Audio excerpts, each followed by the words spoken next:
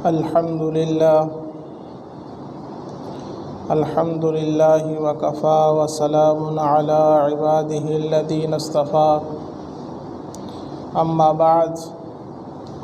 فقد قال الله تبارك وتعالى في كلامه المجيد والفرقان الحميد شهر رمضان الذي أنزل فيه القرآن هدى للناس وبينات من الهدى والفرقان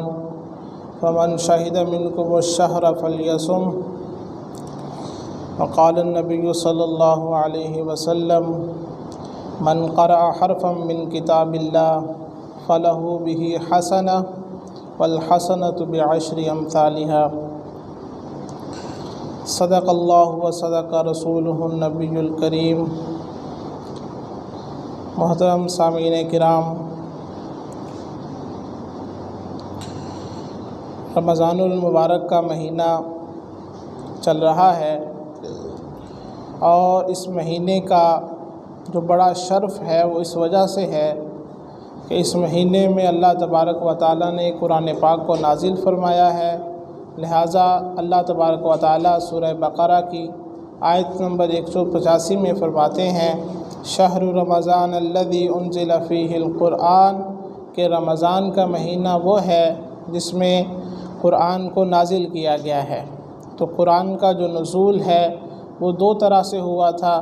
ایک نزول اس کا آسمان دنیا سے تھا، لوح محفوظ سے آسمان دنیا کی طرف تھا، اور دوسرا نزول اس کا آسمان دنیا سے رسول کریم صلی اللہ علیہ وسلم کی طرف تھا۔ تو جو قرآن کا نزول ہے یہ دو طرح سے ہوا ہے، ایک آسمان دنیا تک ہوا ہے لوح محفوظ سے، اور دوسرا آسمان دنیا سے رسول کریم صلی اللہ علیہ وسلم تک ہوا ہے۔ تو اس کے جو دونوں نزول ہیں اس کا تعلق رمضان کے ساتھ ہے۔ لہٰذا نبی کریم صلی اللہ علیہ وسلم کے اوپر جو پہلی وحی نازل ہوئی ہے وہ 25 رمضان کو ہوئی ہے، اور جو اس کا نزول ہے لوح محفوظ سے آسمان دنیا کی طرف، تو وہ اللہ تبارک و تعالیٰ اس کے بارے میں فرماتے ہیں کہ وہ لیلۃ القدر میں ہوا ہے، جیسا کہ سورہ قدر میں اللہ پاک فرماتے ہیں انا انزلناہ فی لیلۃ القدر، کہ ہم نے اس قرآن کو لیلۃ القدر میں اتارا ہے۔ پھر اللہ تبارک و تعالیٰ بتا رہے ہیں کہ آپ کو معلوم نہیں ہے کہ لیلۃ القدر کیا ہے، اور جو لیلۃ القدر ہے وہ 1000 مہینوں سے بہتر ہے، اور اس میں فرشتے اترتے ہیں اللہ تبارک و تعالیٰ کی اجازت کے ساتھ، اس میں روح القدس اترتے ہیں۔ تو لہٰذا یہ جو رات ہے اسے لیلۃ القدر کہا جا رہا ہے، اور اس کو 1000 مہینوں کے برابر کہا جا رہا ہے، جو کہ سلامتی کی رات ہے۔ تو اس کی سب سے بڑی وجہ یہ ہے کہ اس میں قرآن پاک کو نازل کیا گیا ہے۔ تو قرآن پاک لیلۃ القدر میں نازل ہوا ہے، اور لیلۃ القدر رمضان المبارک میں ہے۔ تو جو بھی کوئی چیز ہوتی ہے اس کی اہمیت اس کے مقصد کو مد نظر رکھتے ہوئے ہوتی ہے۔ جس چیز کا مقصد اعلیٰ ہوتا ہے اس کی اہمیت زیادہ ہوتی ہے، جس چیز کا مقصد اعلیٰ نہیں ہوتا اس کی اہمیت بھی کم ہوتی ہے۔ لہٰذا ہمیں دیکھنا پڑے گا کہ قرآن کریم کا مقصد نزول کیا ہے، اللہ تبارک و تعالیٰ نے قرآن پاک کو نازل کیوں کیا ہے۔ لہٰذا اللہ تبارک و تعالیٰ فرماتے ہیں سورہ بقرہ کی آیت نمبر 38 میں، جب اللہ تبارک و تعالیٰ نے جناب آدم کو اور ان کی زوجہ کو زمین میں اتارا تھا تو فرمایا تھا قُلْنَا اهْبِطُوا مِنْهَا جَمِيعًا، تم سب کے سب یہاں سے چلے جاؤ، فَإِمَّا يَأْتِيَنَّكُم مِّنِّي هُدًى فَمَن تَبِعَ هُدَايَ فَلَا خَوْفٌ عَلَيْهِمْ وَلَا هُمْ يَحْزَنُونَ، اور تمہارے پاس ضرور میری طرف سے ہدایت آئے گی، اور جو اس ہدایت کو تسلیم کر لے گا اس کے اوپر کوئی خوف نہیں ہوگا اور وہ غمگین بھی نہیں ہوگا۔ تو اللہ تبارک و تعالیٰ نے جناب آدم کو زمین پر بیچتے ہوئے اس ہدایت کے بیچنے کا وعدہ کیا تھا۔ اس کا سلسلہ نبی کریم صلی اللہ علیہ وسلم سے جو پہلے انبیاء آئے ہیں سارے کے سارے انبیاء اسی سلسلہ کی کڑی ہیں۔ تو اس ہدایت کا نام اللہ تبارک و تعالیٰ نے دین اسلام رکھا ہے۔ اللہ تبارک و تعالیٰ فرماتے ہیں قرآن پاک میں ان الدین عند اللہ الاسلام، کہ دین اللہ تبارک و تعالیٰ کے ہاں جو معتبر ہے وہ اسلام ہے، اور یہی دین ہے جو جناب آدم علیہ السلام سے لے کے رسول کریم صلی اللہ علیہ وسلم تک تمام انبیاء علیہم السلام کو دیا گیا۔ لہٰذا اللہ تبارک و تعالیٰ سورہ شورى کی آیت نمبر 13 میں فرماتے ہیں شرع لکم من الدین ما وصی بہ نوحا والذی اوحینا الیک وما وصینا بہ ابراہیم وموسیٰ وعیسیٰ ان اقیموا الدین ولا تتفرقوا۔ اللہ تبارک و تعالیٰ فرما رہے ہیں کہ ہم نے آپ کے لیے اسی دین کو مشروع کیا ہے جس دین کی وصیت ہم نے نوح کو کی تھی، اور اسی کی ہم نے آپ کی طرف وحی کی ہے، اور اسی کی وصیت ہم نے ابراہیم کو اور موسیٰ اور عیسیٰ کو کی تھی۔ انہیں یہ بات کہی گئی تھی کہ اپنے دین میں سیدھے رہو اور اس میں تفرقہ نہ کرو۔ تو ایک ہی دین تھا جو اللہ تبارک و تعالیٰ نے اپنے پیغمبروں کے ذریعے انسانوں تک بھیجا ہے، اور جس کا وعدہ اللہ تبارک و تعالیٰ نے اس وقت کیا تھا جب جناب آدم کو اور ان کی زوجہ کو زمین پر بھیج رہے تھے۔ لیکن لوگوں نے، جو مختلف انبیاء علیہم السلام کے بعد لوگ آئے، انہوں نے اس حکم کو پس پشت ڈال دیا، اور اللہ تبارک و تعالیٰ کا جو حکم تھا کہ تم دین کے بارے میں تفرقہ مت کرنا، الگ الگ گروہ نہ بنانا، اس کو پس پشت ڈالتے ہوئے لوگوں نے اپنے اپنے گروہ قائم کر لیے۔ ہر گروہ نے اپنی شناخت بھی قائم کر لی، یہاں تک کہ ان کی جو دعوت تھی وہ دین اسلام کی دعوت نہ رہی، بلکہ اپنے اپنے فرقے اور گروہ کی دعوت شروع ہو گئی، اور وہ کہنے لگے کونوا ہودن او نصارا تہتدوا، یہودی کہنے لگے یہودی ہو جاؤ گے تو ہدایت پاؤ گے، نصارہ کہنے لگے کہ تم نصرانی ہو جاؤ گے تو ہدایت پاؤ گے۔ تو ان کی جو دعوت تھی وہ دین اسلام کی بجائے اپنے اپنے فرقوں کی شروع ہو گئی۔ بہر اللہ تبارک و تعالیٰ نے ایک ہی دین اتارا تھا، جو ہدایت کا وعدہ تھا وہ دین اسلام ہی تھا، اور تمام انبیاء علیہم السلام اسی دین کو لے کر کے آئے، اور مختلف انبیاء علیہم السلام کو اللہ تبارک و تعالیٰ نے کتابیں دیں اور صحیفے دیے۔ اسی ہدایت کی کتابیں اور صحیفے مختلف انبیاء علیہم السلام کے اوپر اترے۔ اب اس میں ایسی روایات بھی موجود ہیں جو یہ بتاتی ہیں کہ ہم سے پہلے جو معتبر کتابیں، بڑی کتابیں نازل ہوئی ہیں، تورات ہے، انجیل ہے، زبور ہے، ان کا نزول بھی ماہ رمضان میں ہوا تھا۔ بہرحال اسی سلسلے کی جو آخری کڑی ہے، ان کتابوں میں سے جو آخری کتاب ہے، اس ہدایت کا جو آخری سرچشمہ ہے وہ رسول کریم صلی اللہ علیہ وسلم ہے، اور آخری کتاب قرآن پاک ہے۔ گویا کہ دین اسلام کی جو آخری کتاب ہے وہ قرآن کریم کی شکل میں اللہ تبارک و تعالیٰ نے اتاری ہے، اور وہ اللہ تبارک و تعالیٰ کے ہاں بہت بڑی وقت رکھتی ہے۔ یہی وجہ ہے کہ جس ماہ میں، جس دن میں اللہ تبارک و تعالیٰ نے اس کتاب کو اتارا، اللہ تبارک و تعالیٰ نے اس کو بہت زیادہ احترام دیا ہے اور اس کی بہت زیادہ فضیلت رکھی ہے۔ تو لہٰذا اللہ تبارک و تعالیٰ نے جب تورات کے بارے میں فرمایا تو وہاں پر بھی یہی الفاظ تھے کہ انا انزلنا التوراۃ فیہا ھدی و نور۔ سورہ مائدہ کی آیت نمبر 44 ہے کہ ہم نے تورات کو نازل کیا، اس میں ہدایت اور روشنی ہے۔ اور اسی طرح سورہ مائدہ کی آیت نمبر 46 میں اندر اللہ تبارک و تعالیٰ فرما رہے ہیں وآتیناہ الانجیل فیہ ھدی و نور، کہ ہم نے عیسیٰ کو انجیل دی، اس میں ہدایت اور روشنی ہے۔ اسی طرح اللہ تبارک و تعالیٰ قرآن کریم کے بارے میں فرماتے ہیں کہ سورہ بقرہ کی آیت نمبر 185 میں یہاں پر فرمایا تھا کہ رمضان میں ہم نے قرآن کو نازل فرمایا ہے، وہیں پر فرمایا تھا کہ ھدی للناس، یہ تمام لوگوں کے لیے ہدایت کا باعث ہے، تمام لوگوں کے لیے اس میں رہنمائی موجود ہے۔ اگرچہ اس میں رہنمائی تو تمام لوگوں کے لیے موجود ہے، لیکن فائدہ اس میں سے صرف تقویٰ والے جو ہیں، جو اللہ سے ڈرتے ہیں، جو آخرت کے سے ڈرتے ہیں، وہ لوگ اس سے حاصل کر پاتے ہیں۔ لہذا سورہ بقرہ کی آیت نمبر 2 میں اللہ تبارک و تعالیٰ فرماتے ہیں کہ ھدی للمتقین، کہ یہ کتاب تقویٰ والوں کے لیے ہدایت ہے۔ تو ہدایت اور رہنمائی تو سب کے لیے موجود ہے، لیکن اس سے فائدہ اٹھانے والے صرف متقین ہیں۔ جو ڈرے گا، اللہ تبارک و تعالیٰ کی طرف رجوع کرے گا، اسے اللہ تبارک و تعالیٰ اس کے ذریعے ہدایت عطا فرمائیں گے۔ تو اب ہمیں معلوم ہوا کہ بنیادی طور پر جو قرآن ہے یہ ہدایت کی کتاب ہے۔ قرآن کے اترنے کا مقصد یہ ہے کہ جس ہدایت کا اللہ نے وعدہ کیا تھا وہ آپ تک آ چکی ہے، آپ اس کو پڑھیں، اس کو سمجھیں اور اس پر عمل کریں تو آپ کامیاب ہو جائیں گے، اور ان لوگوں میں شمار ہوگا جن کے بارے میں اللہ پاک فرماتے ہیں کہ ان کے اوپر کوئی خوف نہیں ہوگا اور وہ غمگین نہیں ہوں گے۔ اگرچہ اس کے کچھ ضمنی فوائد بھی ہیں، کچھ ضمنی فوائد کو ذکر کرنے کے بعد اس کے اصل مقصد کو ہم ذکر کریں گے۔ تو ضمنی فوائد کے بارے میں جو امام ترمذی رحمہ اللہ کی جامع ترمذی ہے، اس کی روایت نمبر 2910 میں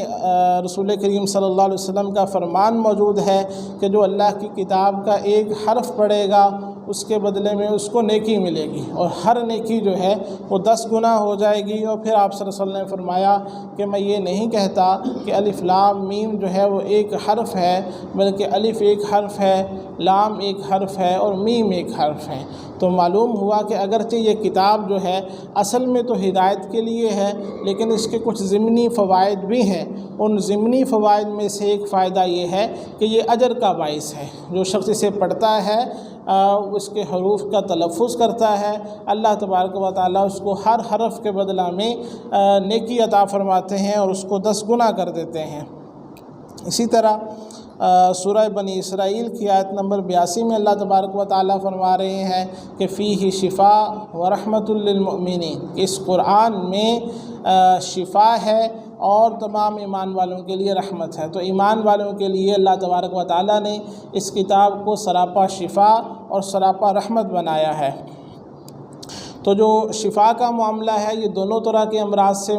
ہو سکتی ہے۔ یہ جسمانی امراض کی شفا بھی بنتا ہے اور یہ روحانی امراض کی شفا بھی بنتا ہے۔ لہٰذا بخاری شریف کی روایت نمبر 2276 میں ہے کہ صحابہ کرام رضی اللہ تعالیٰ عنہم کا ایک قافلہ جا رہا تھا، راستے میں ایک جگہ پر ٹھہرے اور ان کے جو قریب میں قبیلہ تھا ان سے کہا کہ ہمیں تم مہمان بنا لو۔ قبیلہ والوں نے انکار کر دیا اور اس کے قریب ٹھہر گئے۔ اسی دوران اس قبیلے کا جو سردار تھا اس کو ایک سانپ نے ڈس لیا اور وہ اس سے تڑپنے لگا، اور ان کے پاس جو بھی کوئی علاج وغیرہ تھا انہوں نے کوشش کی لیکن وہ صحیح نہ ہو سکا۔ تو اس قبیلے کے لوگوں میں سے کسی نے کہا کہ جو قریب میں ایک قافلہ آیا ہوا ہے ان سے پوچھ لو، شاید ان میں سے کسی کے پاس کوئی دوائی ہو، کسی کو کوئی رقیہ کوئی دم آتا ہو۔ تو وہ لوگ جو ہے وہ ان کے پاس گئے اور ان سے انہوں نے جا کر کے بات کی کہ ہمارا جو سردار ہے اس کو سانپ نے ڈس لیا ہے، اگر آپ میں سے کوئی اس کا علاج کر سکتا ہے تو اس کے علاج کے لیے آ جائے۔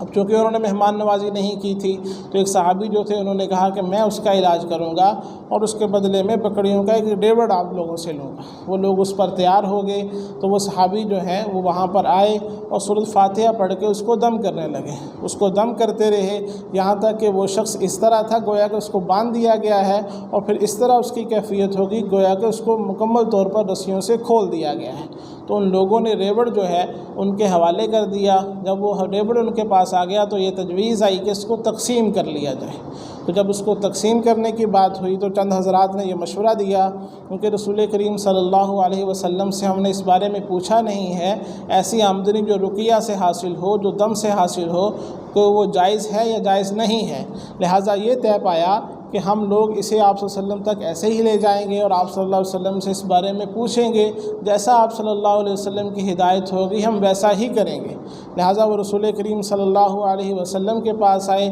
اور آپ صلی اللہ علیہ وسلم نے فرمایا کہ یہ پاکیزہ مال ہے اور تم اس میں میرا حصہ بھی مقرر کر لو۔ تو اس سے معلوم ہوا کہ قرآن پاک میں جو یہ بات کہی گئی ہے کہ اس میں شفا ہے، یہ شفا دونوں طرح کی چیزوں سے ہے۔ یہ روحانی امراض سے بھی شفا ہے اور یہ جسمانی امراض سے بھی اس میں شفا موجود ہے۔ تو ایک فائدہ ہمیں جو ضمنی طور پر اس قرآن کے ذریعے اللہ تبارک و تعالیٰ نے دیا کہ اس کے پڑھنے پر ہمیں اجر ملتا ہے، وگرنہ کوئی بھی ایسی کتاب ہے، کوئی بھی ایسی چیز ہے جو آپ کو رہنمائی کے لیے ملتی ہے، جو رہنمائی کے لیے کسی کو دی جاتی ہے تو اس کا فائدہ صرف اسی وقت ہوتا ہے جب اس سے رہنمائی لی جائے، باقی کسی وجہ سے اس کا جو فائدہ ہے ممکن نہیں ہوتا۔ لیکن قرآن کریم جو ہے اس کے بارے میں جو اس کے ضمنی فوائد ہیں وہ مستقل طور پر اپنی اہمیت رکھتے ہیں۔ لہذا اس کے پڑھنے پر اگرچہ کوئی شخص جو ہے اس کو بے سمجھے پڑھتا ہے، بغیر سمجھے بھی پڑھتا ہے تو اس کے لیے بھی اجر ہوتا ہے۔ اور اسی طرح اس کا ضمنی فائدہ یہ ہے کہ اس میں جو ہے وہ شفا موجود ہے جسمانی امراض کی بھی، لیکن اس کا جو مقصد ہے وہ ہدایت ہے۔ جب تک اس مقصد کو حاصل نہیں کیا جائے گا اس وقت تک جو اس کتاب کے اتارنے کا مقصد تھا وہ فوت ہو جائے گا، اور یہ بڑی زیادتی کی بات ہے کہ اللہ تبارک و تعالیٰ اس کو ہدایت کی کتاب جو ہے وہ کہہ کر بھیجیں اور ہم لوگ اس سے جو ہے اس کے ضمنی فوائد تو حاصل کرتے رہیں، اس سے ثواب حاصل کرنے کی کوشش تو کرتے رہیں، اس سے شفا حاصل کرنے کی کوشش تو کرتے رہیں، لیکن اس کے مقصود کو ضائع کر دیں۔ لہٰذا اللہ تبارک و تعالیٰ سورہ حامیم سجدہ کی آیت نمبر 44 میں فرماتے ہیں وَلَوْ جَعَلْنَاهُ قُرْآنًا أَعْجَمِيًّا لقالوا لولا فصلت آیاتہ، کہ اگر ہم اس کو عربی زبان کے علاوہ کسی عجمی زبان میں اتار دیتے تو لوگ کہتے کہ اس کی آیتوں کو تفصیل سے بیان کیوں نہیں کیا گیا۔ اب چونکہ جو پہلے مخاطب ہیں رسول کریم صلی اللہ علیہ وسلم کے اور جو قرآن کے وہ عربی تھے، تو اللہ تبارک و تعالیٰ فرماتے ہیں کہ اگر ہم عجمی زبان میں اس کو اتار دیتے تو لوگ یہ اعتراض کرتے کہ اس کی آیات کو واضح طور پر بیان کیوں نہیں کیا گیا۔ تو اس لیے اللہ تبارک و تعالیٰ سورہ یوسف کی آیت نمبر 2 میں فرماتے ہیں انا انزلناہ قرآنا عربیا لعلکم تعقلون، کہ ہم نے اس قرآن کو عربی زبان میں اتارا ہے تاکہ تم سمجھ سکو، کیونکہ اس سے مقصود ہدایت ہے، اور ہدایت اس وقت تک حاصل نہیں ہو سکتی جب تک اس کو سمجھا نہ جائے۔ تو سمجھنے کے لیے ضروری تھا کہ جو مخاطبین کی زبان ہے اس کے اندر قرآن پاک کو اتارا جائے، لہٰذا اللہ تبارک و تعالیٰ نے اس کو عربی زبان میں اتارا تاکہ وہ لوگ اس کو سمجھ سکیں۔ اسی طرح سورہ حامیم سجدہ کی جو آیت ہے جو ہم نے پڑھی تھی کہ وَلَوْ جَعَلْنَاهُ قُرْآنًا أَعْجَمِيًّا لَقَالُوا لَوْلَا فُصِّلَتْ آیَاتُهُ، کہ اگر ہم قرآن کو عجمی زبان میں اتارتے تو یہ لوگ اعتراض کرتے کہ اس کی آیات کو واضح طور پہ بیان کیوں نہیں کیا گیا۔ اسی کے اندر اللہ پاک فرماتے ہیں کہ قُلْ هُوَ لِلَّذِينَ آمَنُوا هُدًى وَشِفَاءً، کہہ دیجئے کہ ایمان والوں کے لیے یہ ہدایت بھی ہے اور شفا بھی ہے۔ جسمانی امراض کی شفا کے بارے میں آپ لوگوں کے سامنے بات رکھی جا چکی ہے۔ اللہ تبارک و تعالیٰ نے جو دل کے بیماریاں ہیں، جو کفر ہے، جو نفاق ہے، ان کو بھی بیماری اللہ تبارک و تعالیٰ نے فرمایا ہے۔ لہٰذا سورہ بقرہ کی آیت نمبر 10 میں اللہ پاک فرماتے ہیں فی قلوبہم مرض، کہ ان لوگوں کے دلوں میں بیماری ہے، وہ کفر کی بیماری ہے اور وہ نفاق کی بیماری ہے۔ تو لا محالہ یہ جو ہے کفر اور نفاق اور دل کی بیماریوں کی اس کے اندر شفا موجود ہے۔ اسی طرح سورہ یونس کی آیت نمبر 57 میں اللہ تبارک و تعالیٰ فرماتے ہیں یا ایھا الناس، اے لوگو، قد جاءتکم موعظۃ من ربکم، تمہارے رب کی طرف سے نصیحت تمہارے پاس آئی ہے، وشفاء لما فی الصدور، اور جو دلوں کی بیماریاں ہیں اس کی شفا ہے۔ تو اس کا اگرچہ ضمنی فائدہ جو ہے ہم بیان کر چکے ہیں، جسمانی طور پہ شفا ہے، لیکن اس شفا کا بھی جو حقیقی مقصد ہے وہ دل کی بیماریوں کی شفا ہے، دل کا ٹھیک ہونا، کفر سے، نفاق سے، اللہ تبارک و تعالیٰ کی نافرمانیوں سے، حسد سے، بغض سے، ایسی تمام امراض جو باطنی امراض ہیں، دل کے امراض ہیں، اس کی شفا بھی اس کے اندر موجود ہے۔ تو ہم بات کر رہے تھے کہ یہ ہدایت کی کتاب ہے، آپ اس کے ضمنی فوائد حاصل کرتے رہیں، لیکن اگر آپ اس کو سمجھ کر نہیں پڑھیں گے تو آپ اس سے ہدایت حاصل نہیں کر سکیں گے، اور اگر ہدایت حاصل نہیں کریں گے تو مقصد فوت ہو جائے گا۔ تو کسی بھی چیز کے اندر اصل چیز یہ ہوتی ہے کہ سب سے پہلے اس کے مقصد کو حاصل کیا جاتا ہے، اور مقصد کو حاصل کرنے کے بعد اس کے دیگر فوائد کی طرف توجہ دی جاتی ہے۔ تو اللہ تبارک و تعالیٰ نے ایک تو یہ فرمایا کہ جو مخاطبین کی عربی زبان تھی اس کے اندر اس قرآن پاک کو اتارا، اور آسان زبان کے اندر اتارا۔ اللہ پاک فرماتے ہیں وَلَقَدْ يَسَّرْنَا الْقُرْآنَ لِلذِّكْرِ فَهَلْ مِن مُدَّكِرٍ، کہ ہم نے اس قرآن کو نصیحت پکڑنے کے لیے آسان بنایا ہے کہ نصیحت پکڑنے والا ہے۔ اور اسی طرح اس قرآن کو عربی زبان میں اتارنے کے باوجود اللہ تبارک و تعالیٰ نے اس کی تفاصیل بیان کرنے کے لیے، اس کے احکامات کو سمجھانے کے لیے، اس کے اشتباہات کو دور کرنے کے لیے ایک معلم بھی ساتھ بھیجا ہے۔ اس طرح کہ سورہ بقرہ کی آیت نمبر 129 کے اندر ذکر ہے کہ جب جناب ابراہیم علیہ السلام نے دعا کی تھی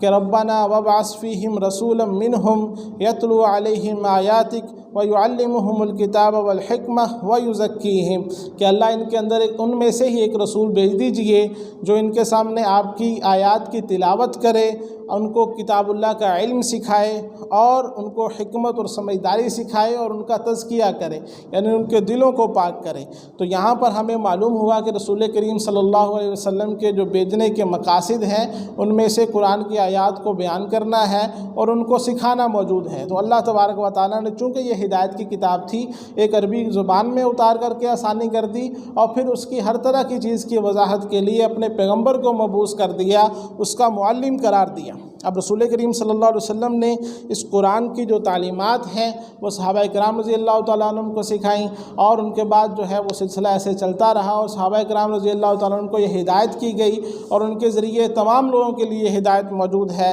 سورۃ التوبہ کی آیت نمبر 122 میں اللہ تبارک و تعالیٰ فرماتے ہیں وَمَا كَانَ الْمُؤْمِنُونَ لِيَنْفِرُوا كَافَّةً، کہ ایمان والوں کے لیے یہ مناسب نہیں ہے کہ سارے کے سارے جو ہیں وہ جہاد کے لیے نکل جائیں۔ فلولا نفر من كل فرقة طائفة ليتفقهوا في الدين ولينذروا قومهم إذا رجعوا إليهم، چاہیے کہ ہر ایک بڑی جماعت میں سے ایک چھوٹی جماعت نکلے اور جو باقی رہ جانے والے لوگ ہیں وہ دین میں گہری سمجھ بوجھ حاصل کریں، اور جب وہ لوٹ کر کے ان کے پاس آئیں تو ان کو سمجھائیں، ان کا انذار کریں، ان کو متنبہ کریں۔ تو معلوم ہوا کہ رسول کریم صلی اللہ علیہ وسلم کے بعد قرآن پاک سکھانے کے لیے جو اللہ تبارک و تعالیٰ نے کوالیفیکیشن جو ہے وہ مقرر کی ہے وہ دین میں گہری سمجھ بوجھ کو حاصل کر لینا ہے۔ لہٰذا ایسا شخص جس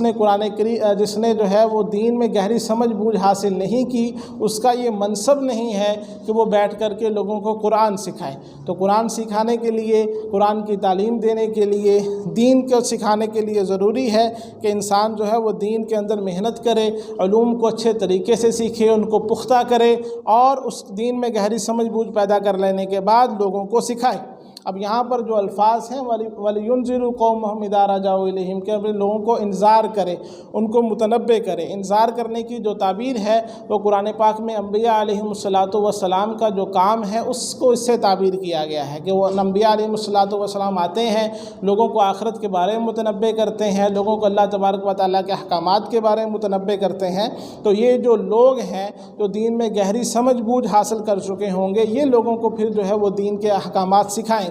تو معلوم ہوا کہ ضروری ہے کہ ہر بڑی جماعت میں سے ایسے لوگ موجود ہوں جو دین کی گہری سمجھ رکھتے ہوں۔ جان لیجئے کہ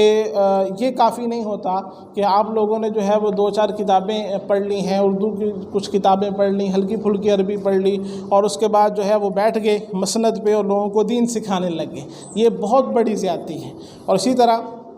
ابن سیرین رحمہ اللہ کا ایک قول آپ کے سامنے ذکر کر دیتے ہیں۔ علامہ ابن سیرین رحمہ اللہ فرماتے ہیں کہ فَانظُرُوا عَمَّن تَأْخُذُونَ دِينَكُمْ، جس شخص سے تم لوگ دین سیکھ رہے ہو اس کے بارے میں خوب اچھی طریقے سے دیکھ بھال کر لو، اچھے سے غور کر لو کہ شخص سے جو ہے وہ دین کو سیکھا جائے یا دین کو نہ سیکھا جائے۔ بعض اوقات جب ہم سفر میں ہوتے تھے، یہاں پہ کراچی ہم پڑھنے کے لیے جایا کرتے تھے، تو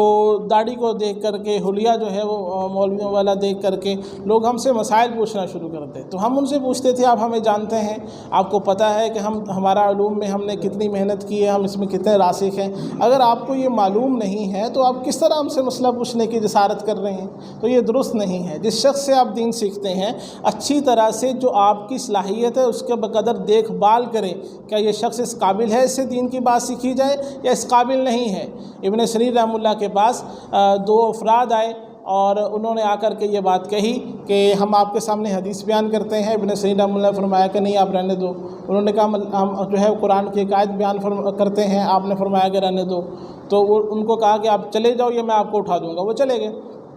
تو وہاں پر جو ان کے شاگرد بیٹھے ہوئے تھے انہوں نے یہ بات کہی کہ وہ حدیث سنانے کی بات کر رہے تھے، وہ قرآن کی آیت سنانے کی بات کر رہے تھے، تو آپ نے کس طرح ان کو اٹھا دیا؟ ان سے آپ سن لیتے۔ انہوں نے فرمایا کہ ہو سکتا ہے کہ وہ قرآن کی کوئی آیت بیان کرتے، اس کا معنی جو ہے وہ غلط بیان کر دیتے، وہ تمہارے دلوں میں راسخ ہو جاتا اور تمہارے دل اس میں پختہ ہو جاتے۔ تو لہٰذا یہ مناسب نہیں ہے کہ ایسے شخص سے ہم دین کی بات سنیں یا سمجھیں جس کو اس میں رسوخ نہیں ہے۔ تو بات اس کے حوالے سے ایک لازمی طور پہ ایک اشتباہ ہو سکتا ہے کہ ایک ہوتا ہے امر بالمعروف اور نہی عن المنکر، اور ایک ہوتا ہے قرآن کو سکھانا، احکامات کو سکھانا۔ یہ دونوں الگ الگ باتیں ہیں۔ جہاں پر اللہ تبارک و تعالیٰ نے امر بالمعروف اور نہی عن المنکر کی بات کی ہے، وہاں پر پوری امت کی ذمہ داری لگائی ہے۔ وہاں پر کوئی کسی کے لیے کسی طرح کی کوئی ریکوائرمنٹ نہیں بتائی کہ اس درجے کا آدمی جو ہے وہ امر بالمعروف کرے گا، نہی عن المنکر کرے گا، اور اس درجے کا نہیں کرے گا، بلکہ وہاں پر عمومی ہے، پوری کی پوری امت امر بالمعروف کرے گی، پوری کی پوری امت کا ہر فرد نہی عن المنکر کرے گا، کیونکہ معروف وہ نیکی ہوتی ہے جس کی نیکی ہونے میں کوئی اختلاف نہیں ہوتا، جس کا نیکی ہونا سب کو معلوم ہوتا ہے، اور منکر وہ برائی ہوتی ہے جس کا برا ہونا سب کو معلوم ہوتا ہے، اس پہ دلیل دینے کی ضرورت نہیں ہوتی۔ جہاں پہ دلیل کی ضرورت نہیں ہوتی، سبھی کو پتہ ہے یہ اچھی بات ہے، یہ بری بات ہے، تو اس کو جب ہم کہتے رہیں گے تو معاشرے میں ایک اچھا جو ہے وہ رجحان پیدا ہوگا اور دین کی ماحول پیدا ہوگا۔ اللہ تبارک و تعالیٰ سے لوگ ڈریں گے، احکامات کی پاسداری کریں گے۔ ہم بات کر رہے ہیں قرآن پاک کو سکھانے کی اور سیکھنے کی، احکامات کو سیکھنے اور سکھانے کی، تو اس کے بارے میں ہر انسان جب کسی سے دین سیکھنا چاہے تو ضروری ہے کہ اس کی استعداد میں جتنا ہو سکتا ہے خوب اچھے طریقے سے غور کر لے اور یہ بات جان لے کہ کیا اس سے ہم دین کی رہنمائی لیں یا دین کی رہنمائی نہ لیں۔ جو بات ابن سنیر رحمہ اللہ نے فرمائی ہے کہ اگر اس نے کوئی غلط تعویل کر دی اور تمہارے دل میں بات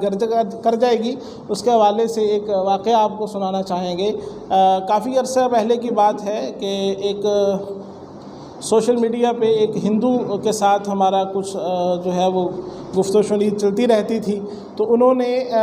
گوشت کے بارے میں ہم سے سوال شروع کر دیا کہ تم لوگ گوشت کھاتے ہو، بڑے ظلم کرتے ہو جانداروں پہ۔ تو اس پہ ہماری کافی دن ڈیبیٹ ہوتی رہی، گفتگو ہوتی رہی۔ آخر میں وہ شخص اس بات کا قائل ہوا کہ وہ واقعی وہ غلط بات پہ قائم تھا، لیکن اس کا اثر یہ ہوا کہ اس سے اگلے 3-4 ماہ تک میرا گوشت کھانے کو دل نہیں کیا۔ تو جب انسان کوئی بات سنتا ہے، وہ اچھی ہوتی ہے یا بری ہوتی ہے، اس کے اثرات ہوتے ہیں۔ جس طرح ہم کچھ کھاتے ہیں، اپنے معدے میں ہم کوئی ڈائٹ لیتے ہیں تو اس سے ہمارے جسم میں اثرات ہوتے ہیں، اسی طرح جب ہم اپنے دماغ کی کوئی ڈائٹ لیں گے اس سے اثرات ہوں گے۔ تو ایسا نہیں ہے کہ کسی سے کچھ بھی سن لیں گے تو اس کا ہمارے اوپر اثر نہیں ہوگا، تو اس چیز کا اثر ہمارے اوپر کسی نہ کسی درجہ میں ہوگا۔ تو جب بھی کوئی شخص آپ کے سامنے دین کی بات کرنے والا ہے تو اس بات کو خوب اچھے سے سمجھ لیجئے کہ اس کے بارے میں پوچھ لیجئے کہ بھی تمہارے پاس جو ہے اس حوالے سے کیا علم ہے، تم یہ کام کرنے کے قابل ہو کہ نہیں ہو۔ اگر وہ بندہ اس قابل نہیں ہے یا تو اسے اٹھا دیجئے یا خود اس مجلس سے اٹھ جائیے، تاکہ آپ غلط باتیں سیکھ کر کے ان کے اوپر جو ہے وہ قائم نہ رہیں۔ اور ایک بڑے مشہور جو ہے محدثین ایک بات کہا کرتے ہیں کہ لولا الاسناد لقال من شاء ما شاء، کہ اگر اسناد کا علم نہ ہوتا تو جو شخص جو بھی چاہتا، جو بات کرنا چاہتا وہ شخص وہ بات کر لیتا۔ لیکن الحمدللہ جس طرح اللہ تبارک و تعالیٰ نے یہ نظام قائم فرمایا کہ تواتر کے ساتھ قرآن پاک ہمارے تک پہنچا ہے، تو اسی طرح رسول کریم صلی اللہ علیہ وسلم نے عملی طور پہ، قولی طور پہ اور سکوتی طور پہ جو اس قرآن کی تعبیر اور تشریح اور احکامات سکھائے ہیں وہ بھی ہم تک جب پہنچے ہیں، تو اس کے لیے خاص طور پر اسناد کا علم وجود میں آیا اور ایک شخص کے بارے میں یہ غور و فکر کی گئی کہ یہ شخص اس بات کے قابل ہے کہ اس سے دین سیکھا جائے، اس سے دین کی بات لی جائے، کہ حافظے کے اعتبار سے اس کا حافظہ جو ہے وہ مناسب ہے، بات کو یاد رکھ سکتا ہے، بات کو سمجھ سکتا ہے، عادل ہے، بے ایمان تو نہیں ہے، اپنی خواہشات کے مطابق وہ بات بیان تو نہیں کرے گا۔ تو اس طرح اسناد کا علم وجود میں آ گیا۔ اس کی وجہ سے جو خواہشات کی پیروی کرنے والے لوگ تھے، جو اپنے اپنے فرقوں کے پیچھے چلنے والے لوگ تھے، ان کے لیے ایک ایسا باندھ بند گیا کہ وہ اپنی باتوں کو ہمارے ہاں داخل نہیں کر سکے۔ تو اس طرح جس طرح پہلے حضرات نے اس بات کی کوشش کی کہ علم صرف اس سے لیں جو اس بات کی قابلیت رکھتا ہے کہ وہ دین کی بات سکھائے، اس لیے ہمیں بھی چاہیے ہم لوگ کسی شخص کو جو ہے جب بلاتے ہیں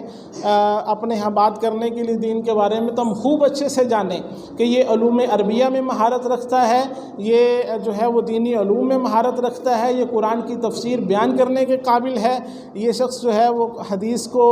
کے بارے میں یہ جانتا ہے کہ یہ حدیث کس درجہ کی ہے، اس کے بارے میں ضروری جو علوم ہیں ان سے واقف ہے، اس کی تحقیق کر کے بات کرتا ہے، اس سے دین سیکھیں۔ وگرنہ ایسے لوگوں سے دین سیکھنے کے بجائے آپ جو ہے صرف جو ہے وہ عربی کا خطبہ سن کے نماز پڑھ لیں گے، آپ جو ہے وہ کم چیزیں سیکھ لیں گے تو وہ آپ کے لیے کافی ہوگا۔ غلط بات کا سیکھنا، صحیح بات جو ہے وہ کم سیکھنے کا موقع ملے اور دوسری طرف زیادہ باتیں ملیں اور ساری کی ساری غلط ہوں تو کم کا انتخاب کر لیں۔ اب جب ہم نے قرآن کو سیکھنا ہے تو اس کے 2 ذرائع ہیں۔ ایک یہ ہے کہ جب تک ہمارے پاس ایسا وقت نہیں ملتا، کوئی ایسا معلم نہیں ملتا جو ہمیں قرآن پاک کی صحیح تعلیمات اچھے طریقے سے سکھا سکیں، تو ہم کسی معتبر شخص کا جو ہے مختصر جو ہے وہ کوئی ترجمہ اور تفسیر لیں اور اس سے قرآن پاک کو سیکھنے کی کوشش کریں، اور جب ہمارے پاس میسر ہو جائے ہم اپنے وقت کو نکالیں اور ایسے لوگوں سے فائدہ حاصل کریں اور دین کے بارے میں اپنے جو علوم ہیں ان کو سیکھیں، اور ہدایت جو اللہ تبارک و تعالیٰ کا مقصد تھا قرآن پاک سے اس کو حاصل کریں۔ یہ نہ ہو کہ ہم ثواب کے لیے پڑھتے رہیں، بار بار اس کو پڑھتے رہیں، لیکن جو مقصد تھا وہ فوت ہو جائے۔ اللہ تبارک و تعالیٰ فرمائے کہ میں نے تو ہدایت کے لیے کتاب بھیجی تھی، ہدایت تم نے حاصل نہیں کی، تم غلط عقائد پر قائم رہے، تو تمہارا یہ پڑھنا کسی طور پہ جو ہے وہ کام نہیں آئے گا۔ پڑھنا تب کام آئے گا جب ہم ہدایت پہ قائم ہوں گے، اور ہدایت پہ تب قائم ہوں گے جب ہم ہدایت کی کتاب کو سمجھیں گے۔ تو لہٰذا اس قرآن پاک کو سمجھنے کے لیے حتی الامکان ہر شخص کی ذمہ داری ہے کہ جتنی اس کے پاس وسعت ہے، جتنی اس کے پاس صلاحیت ہے، جتنا اس کا وقت ہے، وہ تا زندگی قرآن پاک کے احکامات کو سمجھتا رہے، اس سے جو ہے وہ حاصل کرتا رہے ہدایت۔ اور ایک روایت ذکر کر کے بات کا اختتام کریں گے۔ رسول کریم صلی اللہ علیہ وسلم نے فرمایا کہ جس شخص نے 3 دن سے پہلے قرآن پاک کو ختم کر دیا، اس نے قرآن کو سمجھا نہیں۔ معلوم ہوا کہ قرآن پاک کے بیچنے کا مقصد ہی ایک ہے کہ اسے ہدایت حاصل کی جائے، اور ہدایت بغیر سمجھے ہو نہیں سکتی۔ تو آپ حضرات بھی کوشش کریں، اگر آپ جو ہے وہ 1 پارہ روزانہ پڑھتے ہیں، 2 پارے روزانہ پڑھتے ہیں بغیر سمجھے، آپ آدھا پارہ پڑھ لیں، آپ 1 پاؤ پڑھ لیں، لیکن اس کو سمجھ کر پڑھنے کی کوشش کریں تاکہ جو اصل مقصود ہے وہ بھی حاصل ہو جائے اور ضمنی فوائد بھی حاصل ہو جائیں۔ اللہ تبارک و تعالیٰ قرآن پاک کو پڑھنے، سمجھنے اور عمل کرنے کی توفیق عطا فرمائے۔ وما علینا الا البلاغ۔